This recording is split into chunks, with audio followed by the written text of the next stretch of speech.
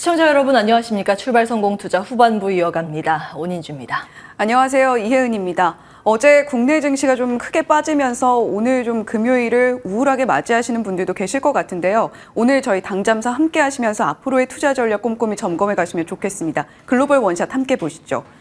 자, 이제 좀 좋은 이야기를 하고 싶은데 계속해서 낙폭을 키워가는 시장 이야기만 자주 드리고 있는 것 같습니다. 다우존스 지수부터 S&P 500 지수까지 일제히 1%대 낙폭을 보였던 간밤 미증시였습니다. 특히 막판으로 갈수록 낙폭을 더 키워갔다라는 점이 시장의 공포감을 드러내는 하나의 키워드가 아닐까라고 생각이 드는데요. 나스닥과 S&P 500 지수는 3개월 내 최저치를 기록하고 있는 모습도 함께 살펴볼 수가 있습니다. 역시 9월 그냥 지나가고 있지 않은 미국 증시의 모습 살펴볼 수가 있고요. 지금 경제 지표도 함께 나오고 있습니다. 고용 호조를 역시나 보여주면서 여전히 미국 경제 튼튼하게 흘러가고 있구나라는 것을 또 한 번 확인을 했고요. 고용 지표가 나옴에 따라서 증시도 함께 크게 출렁이는 모습 나타났습니다. 러시아는 수출 제한을 했는데 우리가 지금 계속해서 주시하고 있는 것이 유가입니다. 가솔린과 디젤 수출 일시적으로 제한을 한다라는 이야기가 나오면서 유가가 잠시 흔들리는 모습을 보여줬습니다만 소폭 그래도 안정세를 찾으면서 WTI 원유 선물 89달러 선에서 마무리를 했습니다. 영국은 금리 결정을 내놨죠. 지금 계속해서 14차례 정도, 14차례 정도 금리 인상을 하다가 이번에 동결을 했습니다. 파운드화 가치가 급락하는 모습을 보여줬는데 오늘 12시에 일본 BOJ도 금리 결정을 합니다. 큰 정책상의 변화가 있다라고 보기보다는 우에다 총재의 입에서 어떤 발언이 나오느냐 이 부분 체크포인트 삼아 보시면 좋겠습니다. 자, 지금 미국 시장에 상존하고 있는 악재입니다. 고금리는 장기화를 어제 FOMC를 통해서 한 번 더 확인을 했고요. 국채금리 수익률 그리고 유가는 계속해서 치솟고 있습니다. 이 부분도 시장의 하방 압력을 점점 더 키우고 있고요. 거기다가 지금 셧다운 위기도 코앞으로 닥치면서 또 한 번 증시가 흔들리지는 않을까 하는 공포감이 시장의 큰 우려감으로 작용을 하고 있습니다. 애플과 엔비디아는 또 이 소식이 있었습니다. 대만에서 애플과 엔비디아에 공급을 하고 있는 주요 공급 업체들의 8월 매출이 줄어들었다라는 이야기가 들려오면서 두 종목, 물론 기술주도 전반적으로 약세였습니다만 함께 빠지는 모습 보여줬고요. 그나마 좀 좋은 종목들은 없었나 하고 찾아보니까 페덱스가 있었습니다. 실적 발표를 내놓은 뒤에 실적이 호조를 보였고 그리고 전망치도 괜찮게 나왔다라는 소식이 들려오면서 4.5% 급등하는 모습 보여줬고요. 거기다가 유나이티드 헬스그룹을 좀 주목을 해보셔야 되겠습니다. 미국 시장에서도 방어주의 매력이 부각이 되고 있는 상황인데 이에 따라서 1.8% 상승하는 모습 보여줬습니다. 시장은 결국 공포 쪽으로 기울었습니다. 공포 탐욕 지수 보시면 40까지 내려오면서 피어 구간에 이제는 머무르게 됐고요. 자, 지금 시장 전반적인 분위기를 살펴보시게 되면 앞서서 말씀드렸던 유나이티드 헬스그룹이 속한 헬스케어 섹터만 파란불을 켜고 있고 전반적으로 모두 약세를 보였습니다. 그것도 낙폭이 꽤나 크게 보였던 모습도 함께 살펴볼 수가 있었는데 매그니피센트 7 종목들 최근 들어서 계속해서 하락세를 면치 못하고 있는 것도 역시 시장의 하나의 포인트가 되겠습니다. 자, 국채는 계속해서 치솟고 있는데 특히 장기물 폭등세가 지속되고 있습니다. 10년물 국채 수익률이 이제 거의 4.5%를 목전에 두고 있는 상황인데 과연 이 국채 수익률을 어떻게 안정화시킬 것인가 이 부분에 대한 고민도 상당히 깊어지고 있습니다. 유가도 살펴보시면요. 말씀드렸던 것처럼 러시아가 가솔린과 디젤의 수출 제한을 이야기를 하면서 치솟는 모습 중간에 보이시죠? 그리고 점차적으로 그나마 좀 안정세를 찾아갔습니다. WTI 원유 선물은 89달러 선에서 브렌트유는 92달러 선에서 마무리를 했고요. 자, 지금 반도체 쪽 이슈가 상당히 많았던 간밤이었습니다. 9월 필라델피아 제조업 지표는 잠시 후에 짚어보도록 하겠고요. 그리고 구글이 브로드컴으로부터 공급을 받던 AI 칩을 이제 좀 교체를 할 수도 있다, 기업을 교체할 수도 있다라는 보도가 나왔습니다. 물론 구글은 이에 대해서 부인을 하기는 했습니다만 이에 따라서 브로드컴을 제외하고 새로 공급을 받기로 했다라고 발표를 한 마벨의 주가가 좀 출렁이는 모습을 보여줬는데요. 마벨은 장중에는 튀어오르는 모습을 보였다가 결국에는 2%대 낙폭 보이면서 마무리했습니다. 자, 미스터 케어풀 어제 파월 의장의 별명과 함께 말씀드렸던 단어입니다. 파월 의장이 결국에는 데이터를 중시한다라는 점에서 우리가 데이터를 놓치고 갈 수가 없을 것 같은데요. 물론 FOMC는 끝났고 블랙아웃 기간도 끝났지만 닉 티밀하우스 기자는 여전히 열일을 하고 있습니다. 연준의 최신 경제 전망, 금리가 글로벌 금융위기 때라던가 팬데믹 시기처럼 낮게 유지되는 것으로 돌아갈 가능성이 훨씬 적게 나타나고 있다. 이번 연준의 결정을 이렇게 한마디로 좀 평하는 모습을 보여줬거든요. 고용 데이터와 경기 데이터도 함께 살펴보시죠. 고용 시장 여전히 뜨겁습니다. 어제 FOMC에서도 이런 이야기 나왔죠. 고용 실업률은 점차적으로 더 낮아질 것이다라고 고용 시장을 좀 낮게 잡아보는 연준의 스탠스가 보였는데 실제로 데이터로도 발표가 됐습니다. 예상치를 밑도는 발표치이긴 합니다만 고용 지표를 볼 때는 밑도는 데이터가 오히려 고용 시장이 뜨겁다는 반증이기 때문에 신규 실업수당 청구 건수 그리고 연속 실업수당 청구 건수 모두 고용시장 뜨겁다라는 것을 반증하는 데이터로 나왔습니다. 경기 데이터도 한번 볼까요? 앞서서 필라델피아 제조업 지표 말씀을 드렸는데 예상치가 0.7% 마이너스였습니다. 그런데 발표치는 그보다 훨씬 더 크게 낙폭을 보여줬는데 우리가 필라델피아 반도체 지수 이야기를 하는 것처럼 필라델피아에는 반도체 공장이 상당히 많이 포진해 있습니다. 반도체 경기가 어떤지를 나타내는 지표이기 때문에 우리가 더욱더 주목을 해볼 필요가 있는 거고요. 경기 선행 지수는 2016년을 기준으로 100을 기준으로 지표가 나타납니다. 앞으로 7개월간의 경기가 어떻게 흘러갈 것이냐 이 부분을 짚어주는 지표라고 할 수가 있는데 발표치를 보시면 예상치보다는 좀 적은 낙폭을 보여줬습니다만 이전치와 비교했을 때는 앞으로의 경기가 점차적으로 좀 침체 구간에 접어들 가능성도 있다라는 것을 포진을 하고 있습니다. 자, 오늘은 일본의 금리 결정이 나옵니다. 12시에 발표가 될 예정인데 정책상의 큰 변화가 있을 것이다 라고 이야기를 하기보다는 우에다 총재의 입장에 어떤 발언들이 나올 것이냐 이 부분에 좀 집중을 해야 될 것 같습니다. 저희 9월 11일 당잠사에서 전해드렸던 내용인데 요미우리 인터뷰와 22 연례 포럼을 통해서 그동안 일본 정부가 고수를 해왔던 엔저 정책의 안녕을 고할 시기인가 이런 의구심을 들게 만드는 발언들을 계속해서 내놓고 있습니다. 자, 과연 이번 BOJ 회의에서 어떤 이야기를 내놓게 될지 12시에 나오는 발언 주목해 보시고 우리 시장엔 어떤 흔들림이 또 나타나게 될지 어떤 변동성이 또 나타나게 될지 체크 포인트 삼아 보시면 좋겠습니다. 자, 흔들리는 시장 속에서 답은 결국 방어주가 될까요? CNBC에서 이런 이야기를 내놨습니다. 변동성이 지금처럼 유가나 국채나 악재가 많은 상황에서 흔들리는 국면이라면 방어주를 주목을 해야 된다. 대표적으로 유틸리티, 헬스케어, 리츠주 섹터를 꼽았는데 그중에서도 배타가 빠졌네요. 배타 개수가 1 미만이고 배당 수익률은 연 3% 이상이 좋겠다라고 이야기를 하면서 몇 가지 종목들을 선정을 해서 이야기를 했습니다.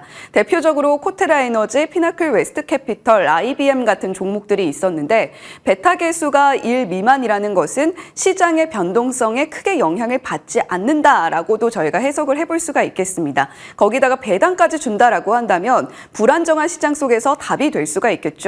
모건 스탠리 역시도 방어주와 경기 민감주를 분산해서 투자하는 전략이 유효할 것이다. 이를 바벨 전략이라고 표현을 하고 있는데 애플은 물론 시총이 워낙 큰 종목인 만큼 베타 개수가 낮을 수는 없겠지만 애플도 1.27의 베타 개수를 보이고 있고 보스턴 사이언티픽 코스트코 그리고 저희 앞서서 오늘 글로벌 원샷에서 말씀드렸던 유나이티드 헬스케어 그룹 같은 종목들이 베타 개수가 1 미만으로 나타나는 것으로 또 드러났으니까요.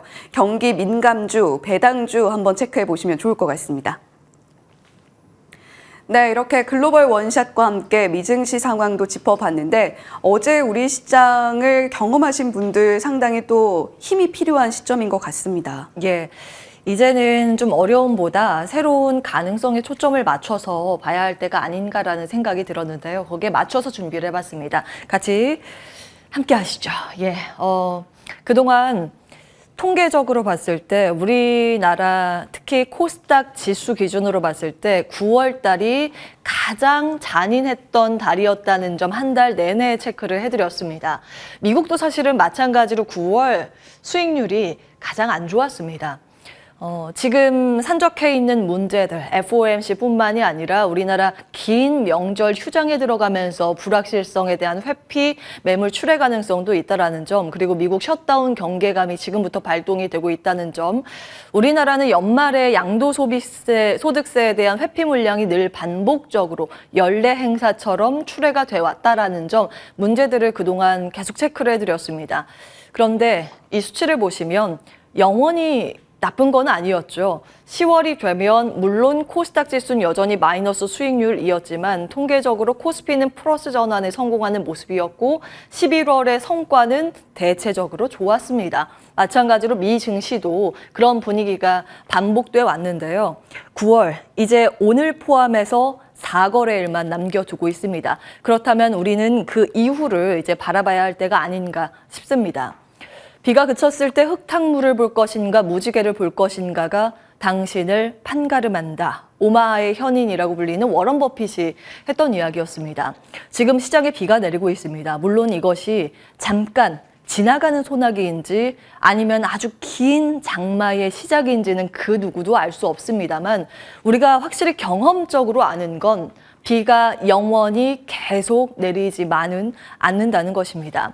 우리가 날씨를 관장할 수는 없지만 우리의 시선과 태도는 결정할 수 있습니다.